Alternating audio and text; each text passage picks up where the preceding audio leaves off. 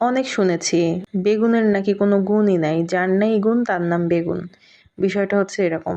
তো জানি না কতটুক এর গুণ আছে না আছে, সেটা আমরা সবাই ভালো জানি কম বেশি। তো এই বেগুন আমি বাজার থেকে নিয়ে আসছিলাম ১২০ টাকা করে কেজি। তো বাজারে আর কি এনার খুবই ডিমান্ড এবং প্রাইসও অনেক বেশি। তো যাই হোক, বেগুনটা কিন্তু মাঝে, মাঝে ভালোই লাগে। বেগুন সবকিছুতেই ভালো লাগে। ভাজি, তরকারি বা যেকোনো কিছু ভর্তা, বেগুন আ আমার কাছে খুবই ভালো লাগে। তো আমি একটু অন্যরকম স্টাইলে আজকে রান্না করছি। মানে একটু রেডিমেড রান্না। তো এভাবে রান্নাই করি আমি। তো এটা খেতে অসাধারণ লাগে।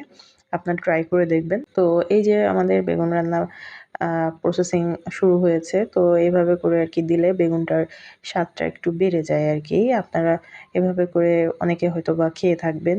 আর যারা এখনো খাননি বেগুনটা, তো এভাবে করে রান্না করবেন।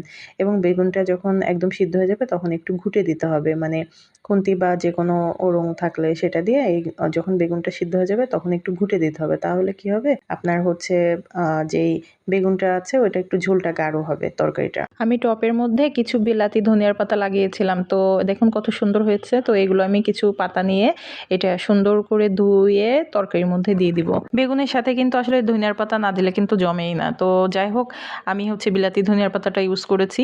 আমার কাছে এটা ছিল। রসুন এবং জিরা বাটা আমি আগে থেকেই বেটে নিয়েছিলাম। এখানে আমি এটা এড করে দিচ্ছি এবং দেখুন আমার তরকারিটা রান্না হয়ে গিয়েছে। তো অনেক সুস্বাদু ছিল। আমরা যখন খাচ্ছিলাম অনেক মজা হয়েছিল।